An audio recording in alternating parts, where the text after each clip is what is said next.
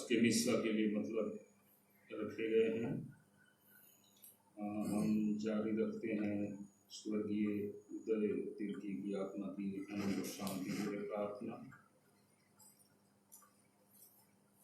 उसके अतिरिक्त स्वर्गीय यलिस तिर्की की आत्मा की अनंत शांति के लिए जो बिहारी नीचे पारा की ओर से इनकी मृत्यु 15 जुलाई 2020 को हुई। तीसरा मतलब है श्रीमती फ्लोरा लकड़ा के 78वें जन्म दिवस के उपलक्ष्य में ईश्वर को उनके द्वारा दिए गए सभी कृपादानों के लिए धन्यवाद देने श्री क्लासिक एवं परिवार की ओर से आइए हम इन मतलबों के लिए प्रार्थनाएं चढ़ाएं और अपने निजी अभिप्रायों को भी हम प्रभु की बड़ी वेदी के समक्ष रखें।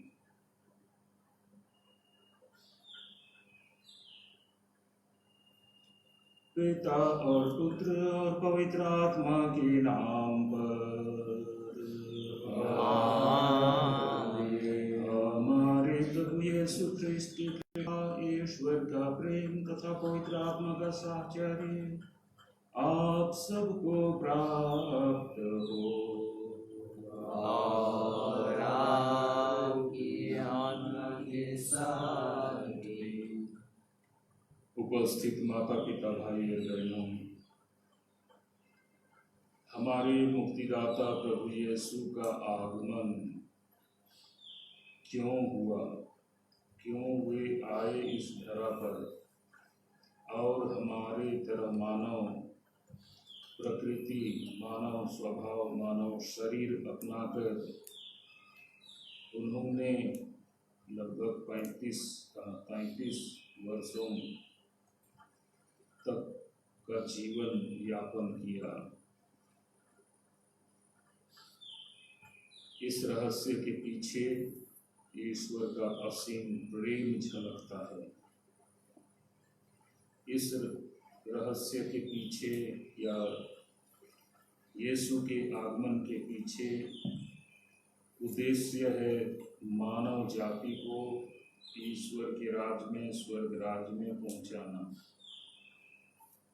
वह स्वर्ग राज कैसे होगा?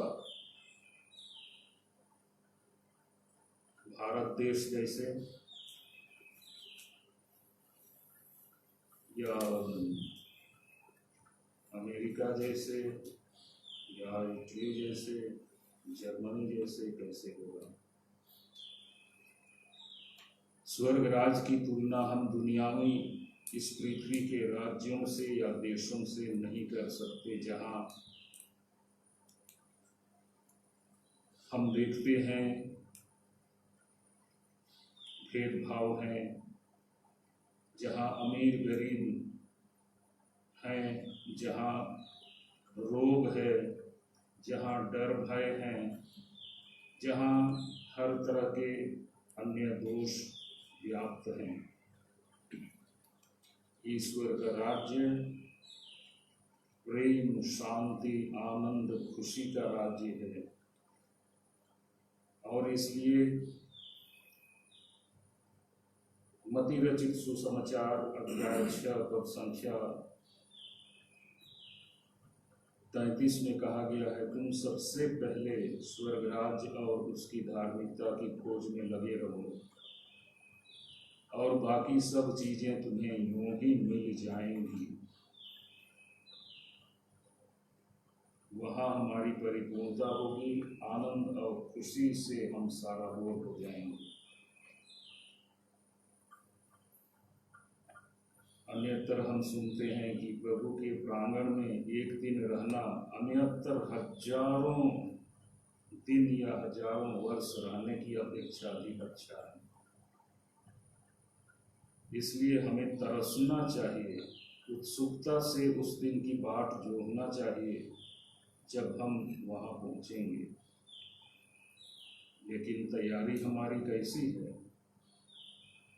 जो तैयारी अब तक हमने की है, क्या वो पर्याप्त है?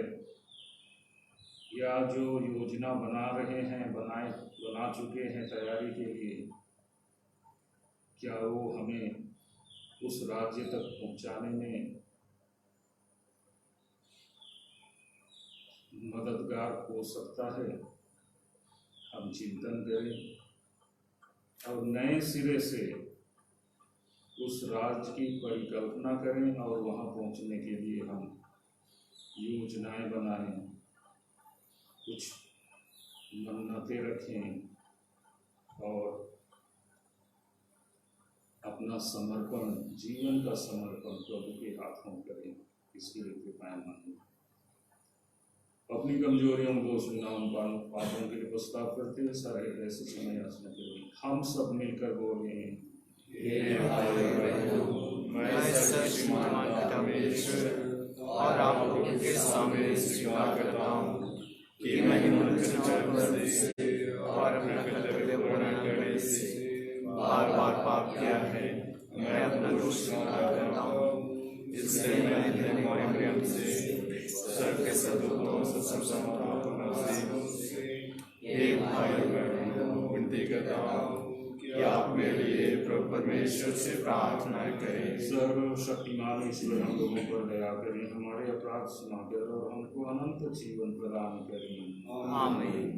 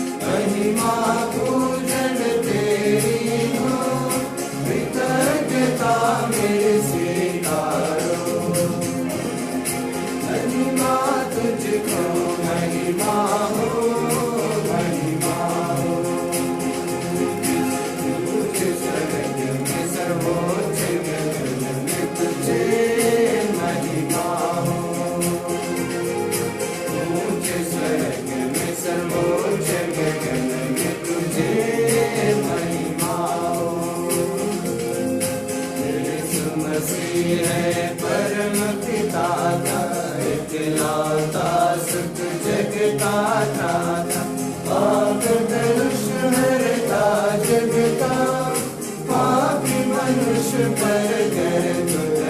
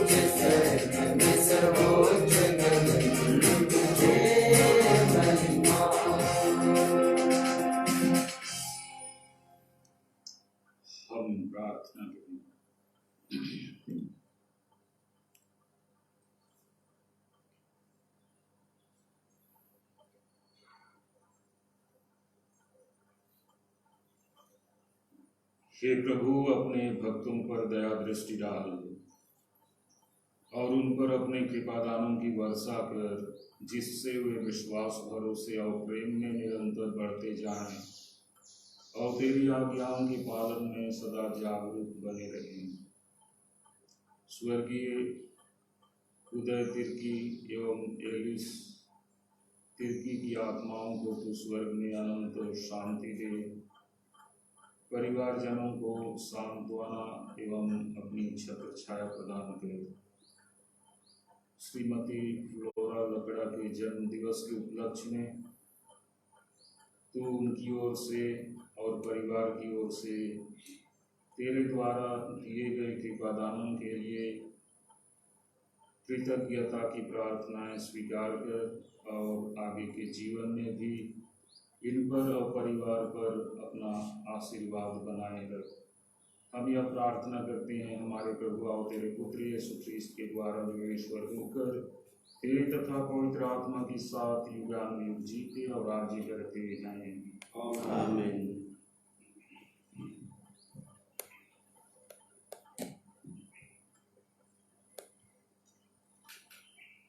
वर्ष का 16वां इतवार।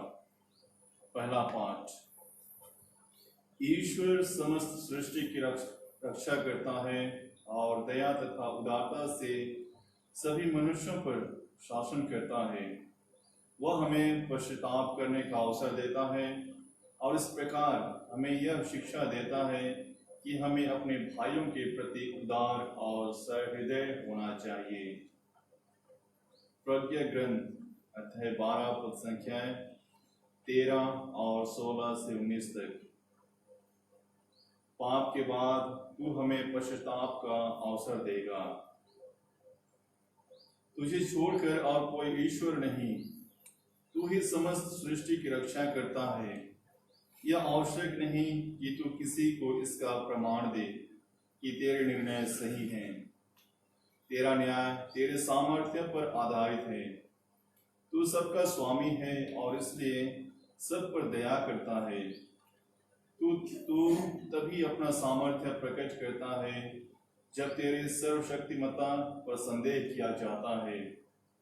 तू उसी को दंड देता है जो तेरी प्रभुता जानकर तुझे चुनौती देता है।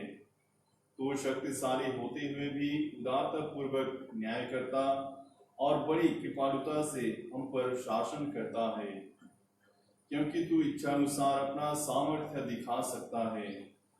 इस प्रकार तूने अपने प्रजा को यह शिक्षा दी है कि धर्मी को अपने भाइयों के प्रति सहृदय होना चाहिए, और तूने अपने पुत्रों को यह भरोसा दिलाया कि पाप के बाद तू उन्हें पश्चाताप का अवसर देगा। यह प्रभु की वाणी है। भजन अनुवाक्य। हे प्रभु, तू भला और दयालु है। हे प्रभु, तू भला और दयालु है। हे प्रभु, तू भला और दयालु है और अपने पुकारने वालों के लिए प्रेममय। हे प्रभु, मेरी प्रार्थना सुनने और मेरी दुहाई पर ध्यान देने की कृपा कर। अनुवाक्य। हे प्रभु, तू भला और दयालु है। हे प्रभु, तू भला और दयालु है। हे प्रभु, सभी राष्ट्र आकर तेरी आराधना करेंगे और तेरे नाम की महिमा करेंगे, क्योंकि तू महान है, तेरे कार्य अपूर्व हैं, तू ही ईश्वर है। अनुवाक्य। हे प्रभु, तू भला और दयालु है। हे प्रभु, तू भला और दयालु है। प्रभु, तू दया तथा अनुकंपा से परिपूर्ण है। तू सहनशील, प्रेममय तथा सत्य प्रतिज्ञा है। तू मेरी सुधि ले और मुझ पर दया कर। अनुवाक्य, हे प्रभु, तू भला और दयालु है। हे प्रभु, तू भला और दयालु है। दूसरा पाठ। पवित्र आत्मा हम दुर्बल मनुष्यों को प्रार्थना करने की शिक्षा तथा ईश्वर के बताए हुए मार्ग पर आगे बढ़ने का बल प्रदान करता है। रोमियों के नाम संत पौलुस का पत्र, अध्याय 8 पद संख्याएं 26 से 27 तक। आत्मा हमारी अस्पष्ट आहों द्वारा हमारे लिए प्रार्थना करता है। आत्मा हमारी दुर्बलता में हमारी सहायता करता है। हम तो यह नहीं जानते कि हमें कैसे प्रार्थना करनी चाहिए, किंतु हमारी अस्पष्ट आहों द्वारा आत्मा स्वयं हमारे लिए विनती करता है। ईश्वर हमारे हृदय का रहस्य जानता है। वह समझता है कि आत्मा क्या कहता है, क्योंकि आत्मा ईश्वर की इच्छानुसार संतों के लिए विनती करता है। यह प्रभु की वाणी है। ईश्वर को धन्यवाद। जय घोष। Alleluia, alleluia. हे प्रभु, हमें सद्बुद्धि प्रदान कर, जिससे हम तेरे पुत्र की शिक्षा ग्रहण करें। अल्लेलुया। प्रभु आप लोगों के साथ हो और आपकी आत्मा के साथ भी। संत मत्ती के अनुसार पवित्र सुसमाचार। प्रभु की जय। अध्याय 13 पद संख्याएं 24 से 43 तक। यीशु ने उनके सामने एक और दृष्टांत प्रस्तुत किया। स्वर्ग का राज्य उस मनुष्य के सादृश्य है जिसने अपने खेत में अच्छा बीज बोया था। परंतु जब लोग सो रहे थे तो उनका बैरी आया और गेहूं में जंगली बीज बोकर चला गया। जब अंगूर फूटा और बालें लगी तब जंगली बीज भी दिखाई पड़ा। इस पर नौकरों ने आकर स्वामी से कहा, मालिक, क्या आपने अपने खेत में अच्छा बीज नहीं बोया था? उसमें जंगली बीज कहाँ से आ पड़ा? स्वामी ने उनसे कहा, यह किसी बैरी का काम है। तब नौकरों ने उनसे पूछा, क्या आप चाहते हैं कि हम जाकर जंगली बीज बटोर लें? स्वामी ने उत्तर दिया, नहीं, कहीं ऐसा ना हो कि जंगली बीज बटोरते समय तुम गेहूं भी उखाड़ डालो। कटनी तक दोनों को साथ साथ बढ़ने दो।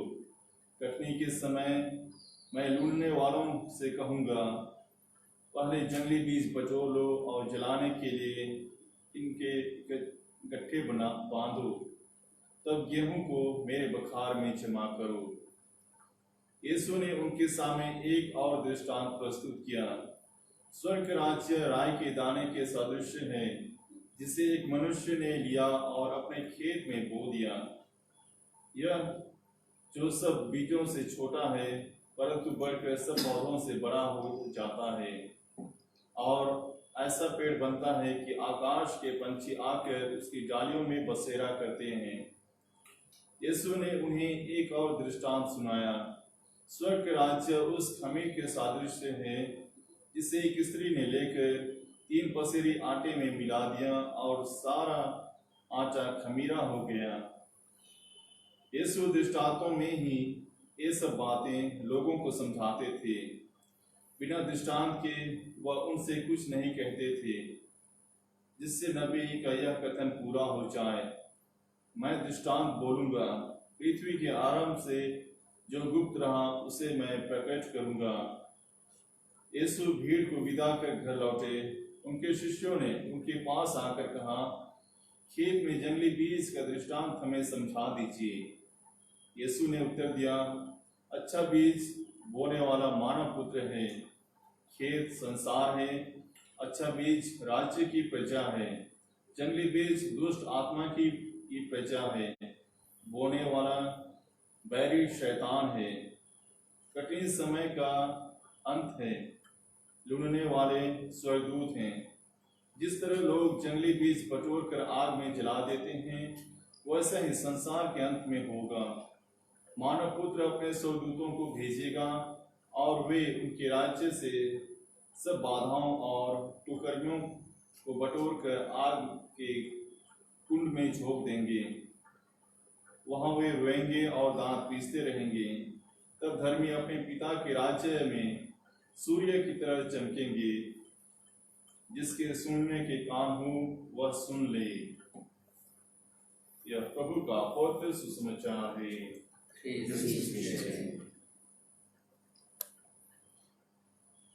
उपस्थित माता पिता भाई और बहनों, मुझे लगता है कि एक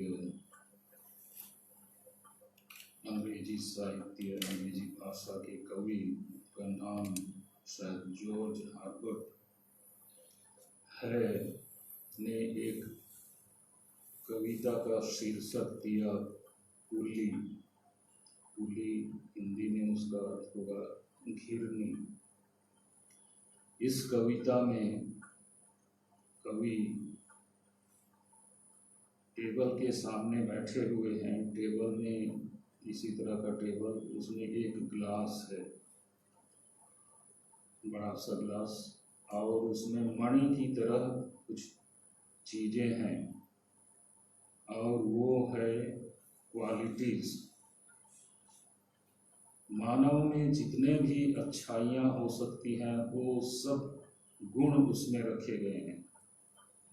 तो एक निकाल करके मानव को देते हैं।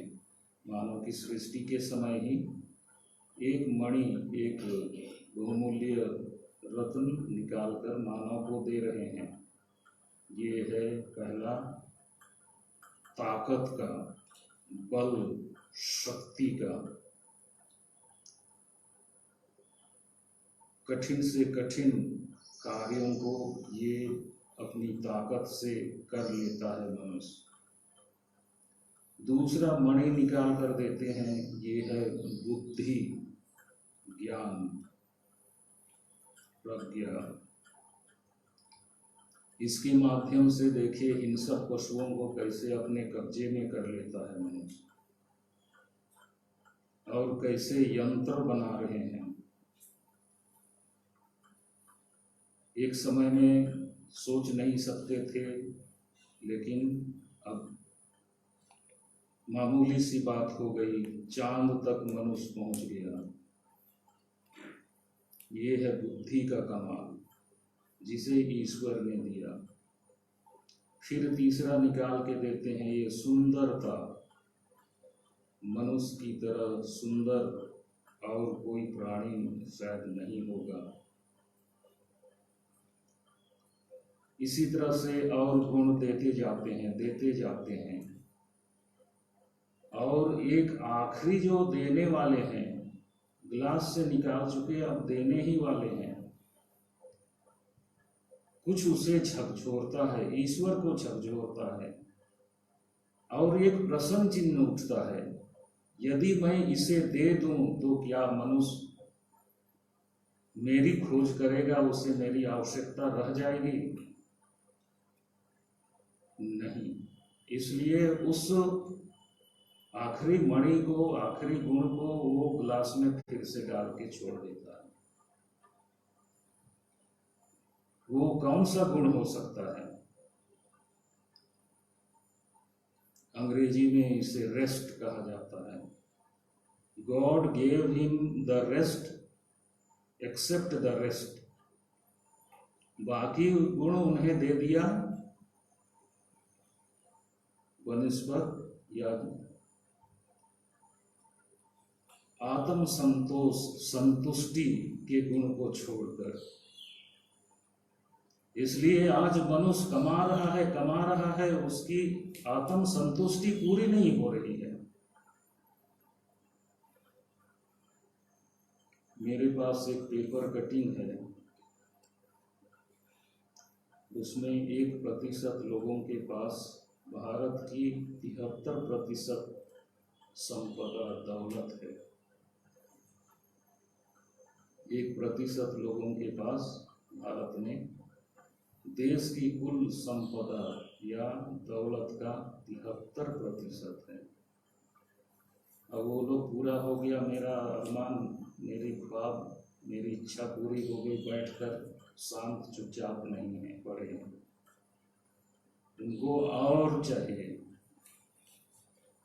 और चाहिए, और इसलिए लगे हुए हैं। जिनके पास संसाधन ज़्यादा होंगे, निश्चित रूप से आमदनी, उनकी आय ज़्यादा होगी। संसाधन नहीं रहने पर कमा लाया कूट खाया, रोज दिन की 250 स्थिति उनकी बनी रहेगी।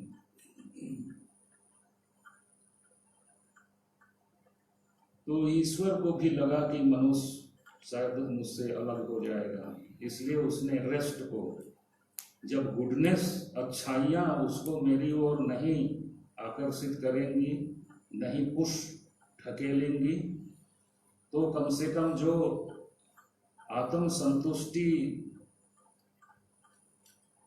में कमी रह जाएगी, उसके चलते शायद अंततः वो मेरी ओर आकर्षित होगा, मेरी ओर अभिमुख होगा। दो विशेष बुराइयां, गंभीर बुराइयां जो मनुष्य को ईश्वर से दूर ले जाती हैं। एक है घमंड, वाह मेरे पास क्या की कमी है, मैं क्या नहीं कर सकता हूँ। और इसकी शुरुआत हुई स्वर्गदूतों से। सबसे बड़ा दूतों में नेता अगुआ था, बोलते हैं, सुना गया है, लूसीफर, बेलजबूल। और उसने अपने साथियों से कहा, अरे हम भी तो ईश्वर के समान हैं, हम भी लगभग वैसे ही दिखते हैं, क्यों उसकी आराधना करें। घमंड।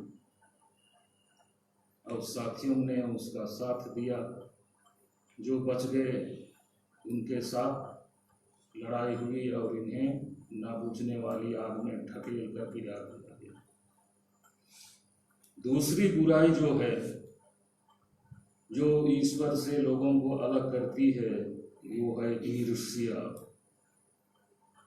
वो कैसे कमा लिया इतना, वो कैसे इतना सुंदर है, उसके पास इतनी चीजें कैसे आ गई, मेरे पास क्यों नहीं, मुझ में क्या की कमी है। और ईर्ष्या कि उसे किस तरह से गिराना है, षड्यंत्र, गुटबाजी। और इस तरह मनुष्य एक दूसरे से अलग होता है और स्वयं ईश्वर से भी अलग होता है। स्वर्ग राज के संबंध में आज हम 3 दृष्टांत सुन रहे हैं, दिन भर इसको सुनना है। एक है अच्छा और बुरा बीज बोने की बात, दृष्टांत। गेहूं बोया है मालिक, और कोई बैरी आकर के उसमें जंगली बीज बोकर चला जाता है, मजा देख रहा है कि क्या होगा, इसकी गति क्या होगी। लेकिन मालिक पर धैर्य का गुण है, आखिरी तक रहने दो, लास्ट में देखा जाएगा। दूसरा दृष्टांत है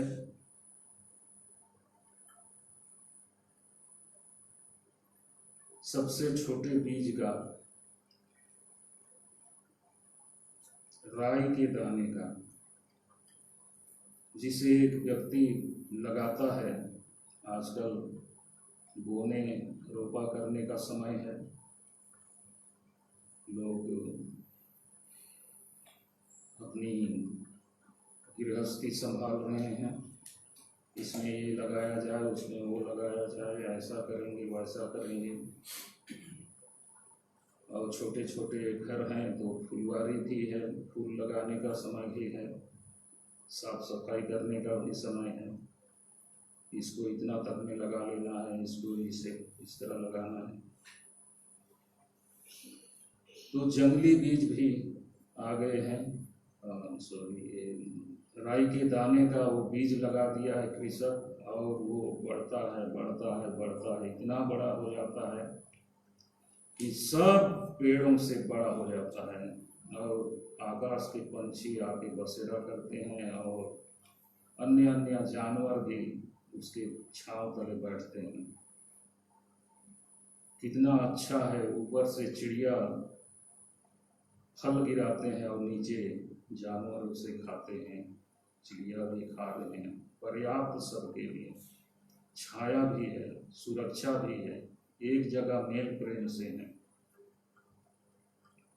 तीसरा है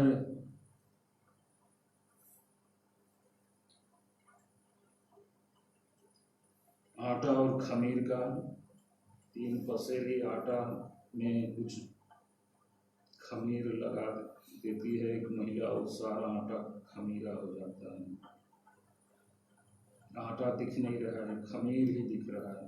रोटी बनाएंगे तो पाव रोटी जैसे है। इनके अतिरिक्त यीशु ने और भी स्वर्गराज को समझाने के लिए दृष्टांत बताए। एक है बीज बोने वाले का। रास्ते के किनारे गिरते हैं कुछ बीज, पथरीली जमीन पर, कुछ अन्य कांटीली जमीन पर, कांटों के बीज, और कुछ अच्छी भूमि पर। इसके अतिरिक्त और भी है दृष्टांत विवाह भोज का। कुछ लोग विवाह भोज अनेक हो रहे हैं, उसमें एक है जिसमें जिनको बुलाया गया आते नहीं हैं, गलियों में जाकर, चौकों में जाकर जो भी मिले सबको बुला ले आओ। बुला के तो ले आए, लेकिन एक आदमी, एक व्यक्ति, चाहे कुछ लोग हैं जो विवाह वस्त्र पहने नहीं हैं, और मालिक आके देख रहा है, भाई कैसे आप लोग यहाँ आ गए। और गार्ड्स को कहा जाता है इनको पकड़ के बांध के बाहर अंधेरे में फेंको। इसके अतिरिक्त 10 कुमारियों का है दृष्टांत। जो तैयार हैं वो विवाह भोज में जाती हैं, तैयार नहीं हैं वो बाहर रह जाती हैं। इसके अतिरिक्त उस बड़े जाल का है जो समुद्र में डाला जाता है, और हर तरह की मछलियां उसमें फंस जाती हैं। लोग खींचकर तट पर ले आते हैं बहुत मुश्किल से, और वहाँ अब मछलियां चुनते हैं, अच्छी अच्छी मछलियों को चुनकर डालते हैं, और दुंगलू और बेंगचा और कोकोरा और क्या क्या है उसको फेंक देते हैं, लेकिन वो भी जाल में फंस गए हैं।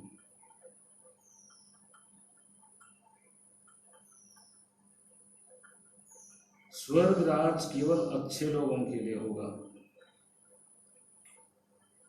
रोमियो के नाम संत पौलुस का पत्र अध्याय 14 पद संख्या 17 में थोड़ी सी बात कही गई है। स्वर्ग राज खाने पीने की जगह नहीं, ऐसा कहा गया। प्रेम, शांति और पवित्र आत्मा द्वारा प्रदत्त आनंद विषय बातें हैं, स्वर्ग से संबंधित बातें। प्रेम, शांति और पवित्र आत्मा द्वारा प्रदत्त आनंद विषय। आज के दूसरे पाठ में हमने सुना पवित्र आत्मा हमारी अस्पष्ट आहों में कुछ बोलने का प्रयास करेगा। इसको हम अनुभव नहीं करते हैं जो करिश्माई प्रार्थना में संलिप्त हैं या उससे जुड़े हुए हैं। वो अनुभव करते हैं कि नहीं कर पा रहे हैं प्रार्थना, फिर भी मुंह से कुछ ना कुछ बातें निकल रही हैं। यह पवित्र आत्मा स्वयं भक्तों के मुख से प्रार्थनाएं, ईश्वर से जुड़ने वाले शब्द, भावनाओं को मुख में डालता है। माता पिता, भाई और बहनों, स्वर्ग राज में प्रेम, शांति, आनंद, खुशी की कोई सीमा नहीं है, लेकिन उसके लिए तैयारी करनी है। कई कहानियां उसके संबंध में बताई जाती हैं। उनमें से एक है कि बहुत से लोग स्वर्ग पहुंच गए और उनके लिए अच्छे अच्छे कमरे मिल रहे हैं, जो कोल माइंस क्षेत्र या अन्य उद्योग, बड़े उद्योगों या खदानों से जुड़े हुए हैं या उन परिचित हैं उनके अधिकारियों से। जो ए ग्रेड के लोग हैं या क्वार्टर्स हैं, उनके लिए बहुत विशाल भवन है और कंपाउंड अलग अलग है उनके लिए। और अन्य ग्रेड के लोग हैं जो एक ही कंपाउंड में 4, 5, 10 परिवार रहते हैं। और कुछ अन्य हैं उनके लिए तो कंपाउंड ही नहीं है, केवल क्वार्टर है, जैसे तैसे क्वार्टर, लेकिन रह सकते हैं। एक व्यक्ति देख रहा है कि उसका क्वार्टर स्वर्ग में वो बरसात में पानी छू रहा है।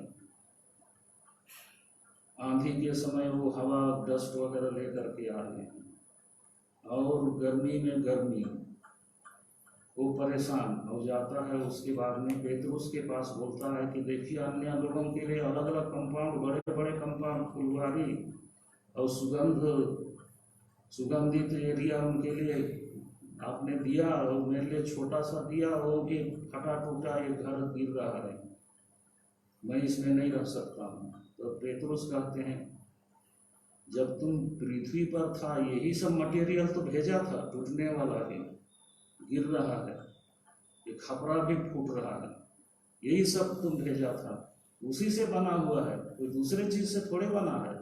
जो ज्यादा मेहनत किए, ज्यादा क्वालिटी वाले सामान भेजे, उनके लिए अच्छा मकान और बड़ा बड़ा मकान मिला।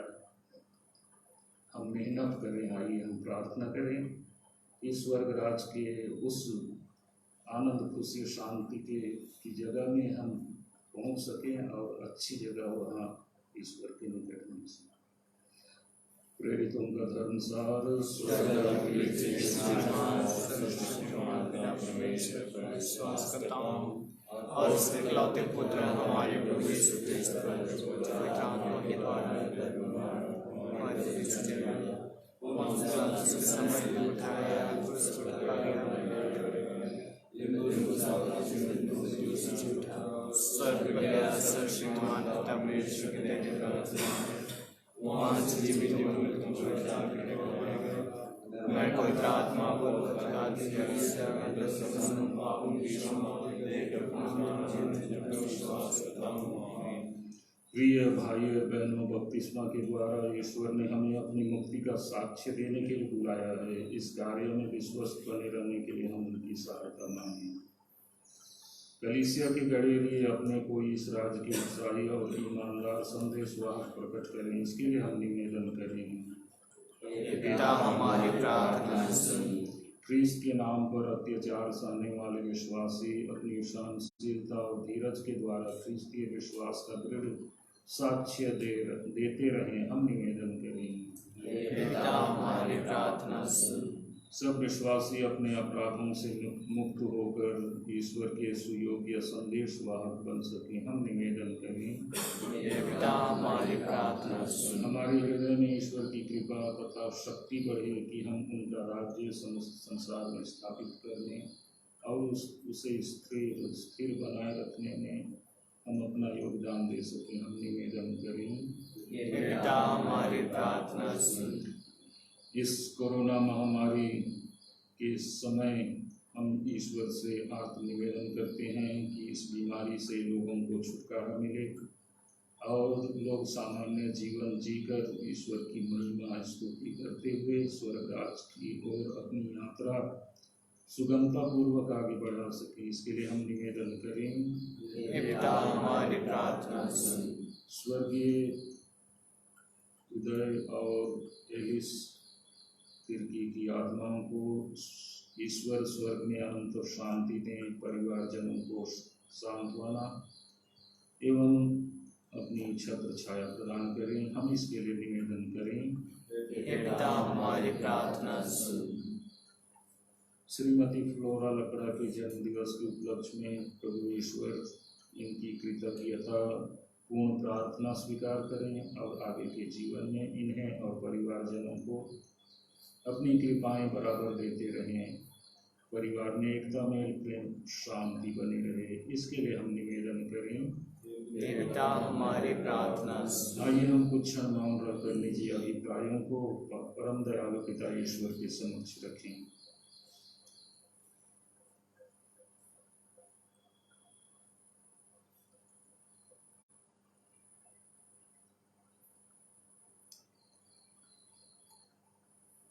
हे प्रभु, हमारे कार्य तुझसे प्रेरित होकर तेरी सहायता से आगे बढ़ें, जिससे हमारी सारी प्रार्थनाएं और कार्य सदा तुझसे आरंभ हों और तेरे ही द्वारा समाप्ति तक पहुंच सके। उन्हीं हमारे प्रभु ख्रीस्त के द्वारा आमीन। E28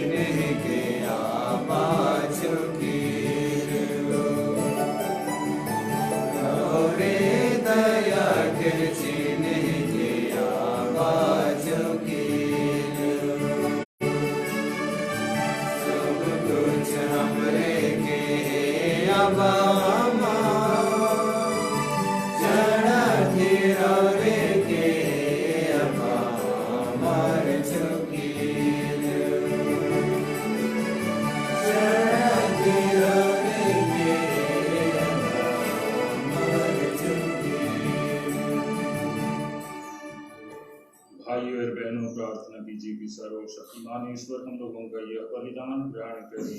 प्रभु के नाम में स्तुति तथा महिमा के लिए और हमारे तथा मेरे समस्त पवित्र खिलाफ आपके हाथों से हम बलिदान ग्रहण करें। हे पूज्य पिता, पुराने विधान के सभी बलिदान क्रूस के सर्वोत्तम बलिदान द्वारा अपनी पूर्णता तक पहुँच गए। अपने भक्तों के हाथ से ये उपहार ग्रहण करने की कृपा कर। जैसे हाबिल की भेंट पर तूने आशीष दी, वैसे ही इन पर भी अपनी आशीष दे। यहाँ उपस्थित प्रत्येक व्यक्ति ने तेरी महिमा के लिए जो भेंट चढ़ाई है, वह सबके लिए मुक्तिप्रद सिद्ध हो। यह प्रार्थना स्वीकार कर हमारे प्रभु ख्रीस्त के द्वारा आमीन।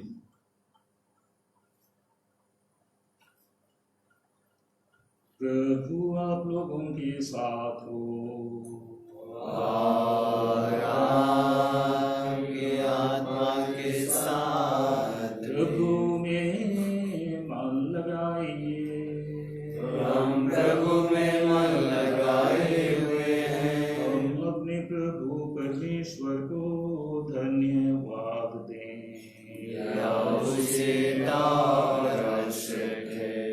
पूज्य पिता, यह परम उचित है, हमारा कर्तव्य तथा कल्याण है कि हम सदा और सर्वत्र तुझे धन्यवाद दें, क्योंकि जो पुत्र पुत्रियां पाप के कारण तुझसे बहुत दूर भटक गए थे, उनको तूने अपने पुत्र के रक्त और पवित्र आत्मा के सामर्थ्य से अपने पास पुनः एकत्र करना चाहा।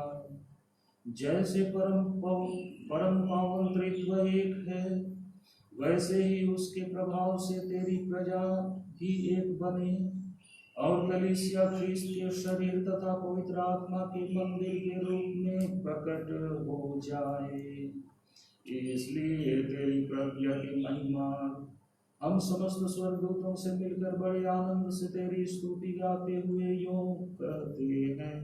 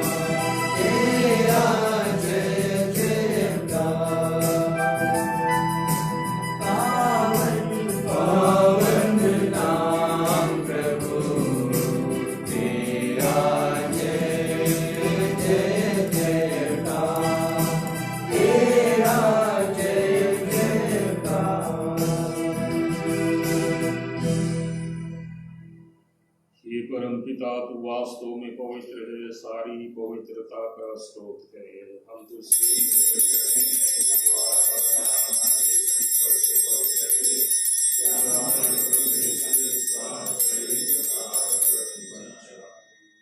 जिस रात को यीशु स्वेच्छा से मृत्यु के लिए सौंपे गए, उन्होंने रोटी ली, तुझे धन्यवाद दिया और रोटी तोड़कर उसे अपने शिष्यों को देते हुए कहा, तुम सब इसे लो और खाओ, यह मेरा शरीर है जो तुम्हारे लिए बलि चढ़ाया जाएगा।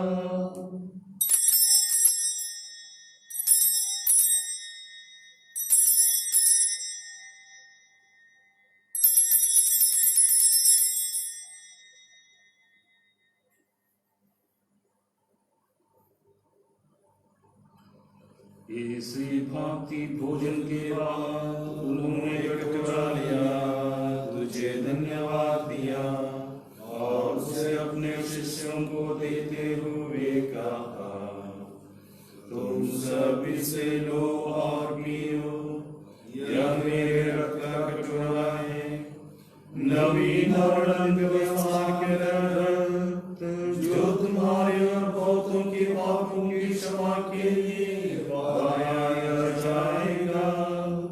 तुम मेरी स्मृति में यह किया करो।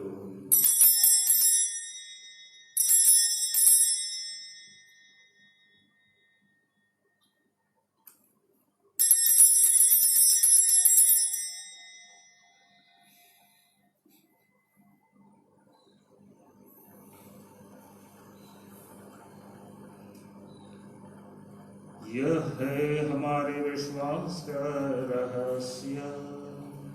क्रिस्त मर गए, क्रिस्त जी उठे, क्रिस्त महिमा के साथ फिर आएंगे।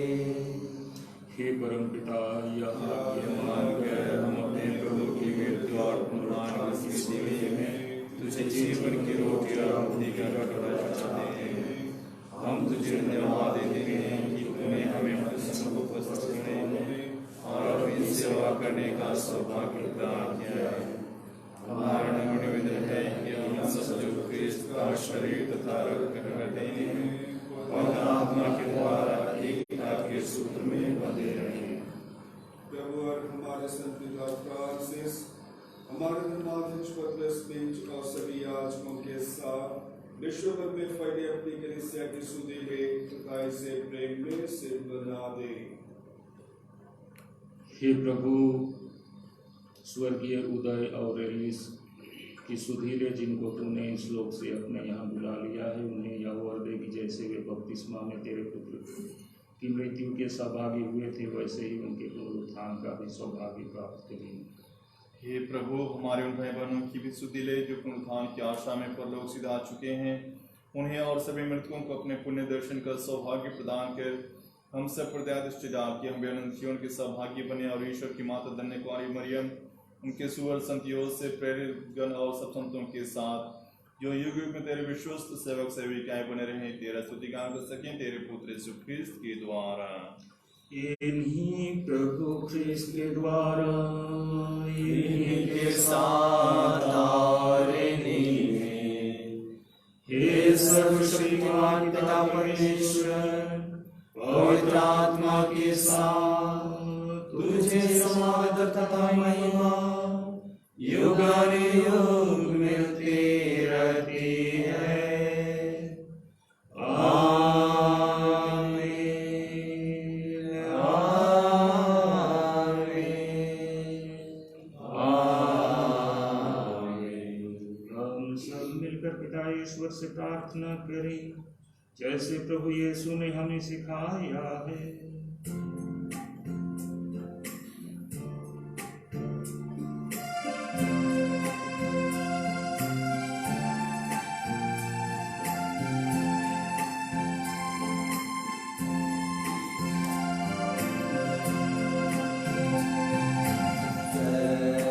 धाम तेरा नाम धन्य हो, तेरा नाम धन्य हो, तेरा नाम धन्य हो। आज तुम्हारा छाए धरा पर, इच्छा तुम्हारी पूर्ण हो, तेरा नाम धन्य हो, तेरा नाम धन्य हो। रोजी रोटी देना पिताजी, माफ करना अपना दान, तेरा नाम धन्य हो, तेरा नाम धन्य हो। पग पग मोह माया की जाली, लेना परीक्षा ना भगवान, तेरा नाम धन्य हो, तेरा नाम धन्य हो। घात करें कमजोरी आए, बचाना हमको तू मेहरबान, तेरा नाम धन्य हो, तेरा नाम धन्य हो। सत्यनाम के ईश्वर पिता, तेरा नाम धन्य हो, तेरा नाम धन्य हो, तेरा नाम धन्य हो। हे प्रभु, हम तुझसे प्रार्थना करते हैं सभी बुराइयों से हमें बचा और इस जीवन में हमें कृपा पूर्वक शांति प्रदान कर। हम तेरी दया से सदा पाप से दूर और हर प्रकार की विपत्ति से सुरक्षित रहें और उस दिन की प्रतीक्षा करते रहें जब हमारे मुक्तिदाता यीशु फिर प्रकट होकर हमारी मंगलमय आशा पूरी करेंगे। क्योंकि तेरा राज्य, तेरा सामर्थ्य और तेरी महिमा अनंत काल तक बनी रहती है। हे प्रभु यीशु ख्रिस्त, तूने अपने प्रेरितों से कहा है, मैं तुम्हारे लिए शांति छोड़ जाता हूँ, अपनी शांति तुम्हें प्रदान करता हूँ। तू हमारे पापों पर नहीं, अपनी गली से विश्वास पर दृष्टि डाल और उसे शांति तथा एकता प्रदान कर। तू युगानुयुग जीता रहता और राज्य करता है।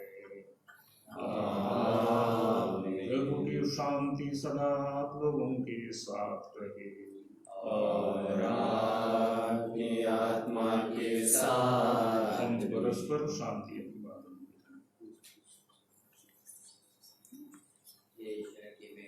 तू संसार के पाप लेता है, हम पर दया कर। यीशु के प्रेम ने संसार के पाप लेता है, हम पर दया कर। यीशु के प्रेम ने संसार के पाप लेता है, हमें शांति प्रदान कर।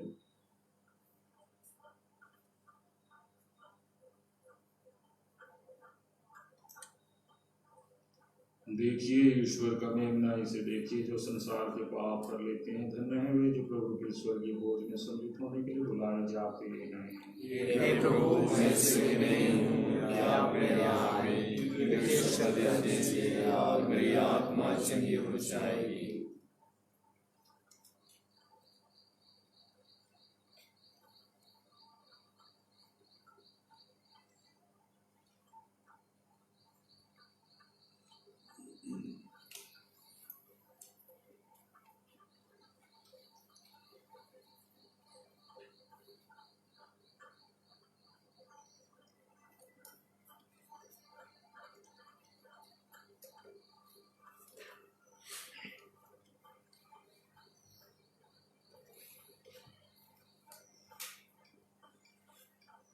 F67.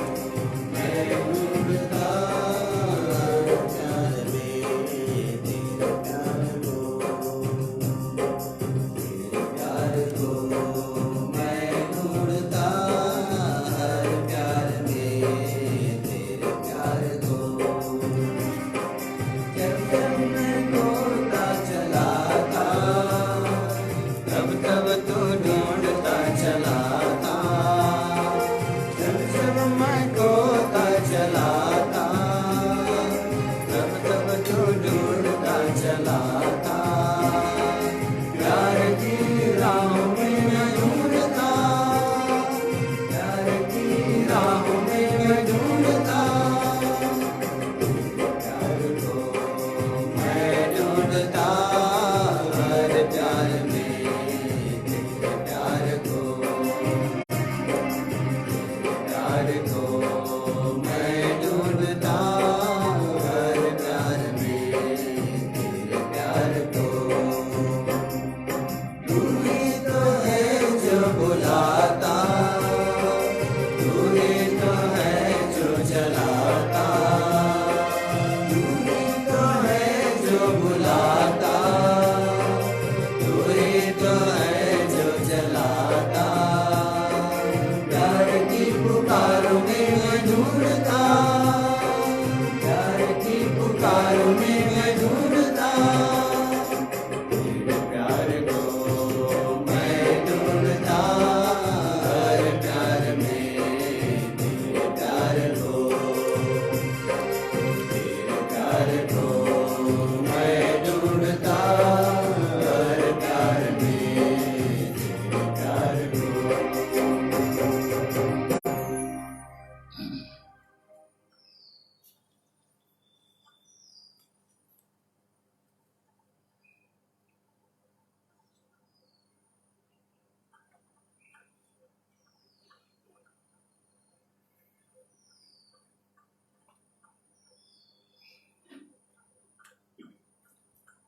हम प्रार्थना करें। हे ईश्वर, तूने हमें पावन संस्कारों से अनुप्राणित किया है। हम पुरानी दास्ता से मुक्त होकर नए जीवन में प्रवेश करें और तू हमारे बीच निरंतर रहने की कृपा कर, जिससे हम तेरे लिए और स्वर्गराज के लिए लालायित रहें और एक दिन साक्षात उस राज्य के अधिकारी भी बन सकें। हे पावन पिता, तू दयालु स्वभाव में स्वर्गीय उदय और कैलिस के सामने प्रस्तुत हो, उन्हें दूतों और संतों की संगति प्रदान करने की कृपा कर परिवारजनों को एकता में प्रेम और शांति का वरदान दे। श्रीमती फ्लोरा लकड़ा के जन्म दिवस के उपलक्ष्य में तू इन पर प्रसन्न हो और इन्हें और परिवारजनों को अपने चुने वरदान देने की कृपा कर। हम ये प्रार्थना करते हैं अपने प्रभु ख्रीस्त के द्वारा, आमीन। प्रभु आप लोगों के साथ हो और आपकी आत्मा के साथ। सर्वशक्तिमान ईश्वर पिता और पुत्र और पवित्र आत्मा आप लोगों को आशीर्वाद प्रदान करें, आमीन। आप लोग विदा लें। प्रभु की शांति सदा साथ रहे। ईश्वर को धन्यवाद। शादी का तीसरा पुकार। मनुएल मिंच, राजेश और अंजू का बेटा सरायटोली, गांव सरायटोली पल्ली, और संध्या लकड़ा, ईश्वर और कुसुम की बेटी लोरो बहोरा पारिस रहती हैं फिलहाल इंदिरा नगर अंबिकापुर में। इनके संबंध में कोई रोक टोक हो तो संबंधित पल्ली पुरोहितों को सूचित करने का प्रयास करेंगे। दूसरा पुकार रवि किरण तिर्की, श्री अगुस्टिन और जोसेफिन का बेटा बेलकोटा शांतिपारा पारिस, और तृप्ति खाखा, अमृत गंगा और लिली ग्रेस की बेटी सुंदर नगर सेंट इग्नासियस पारिस नमना। कोई रोक टोक संबंधी जानकारी हो तो पल्ली पुरोहित को सूचित करने का कष्ट करें। धन्यवाद। Q55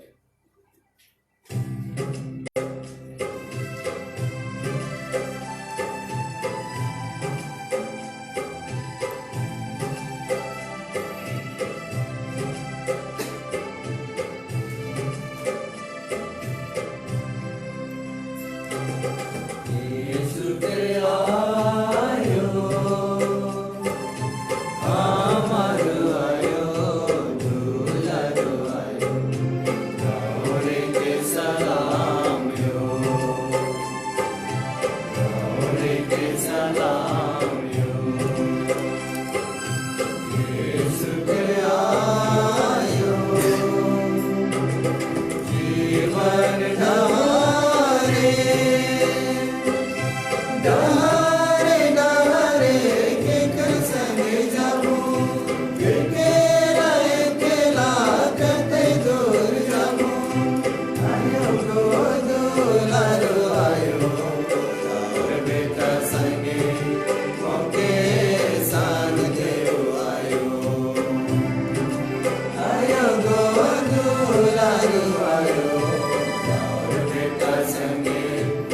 मोके संग देव आयो यीशु दे आयो विपत तेरा में आयो मरियम मोके ना भुलावे बीच डारे मोके ना छुड़ावे आयो गो दुलारो आयो और बेटा संगे मोके संग देव आयो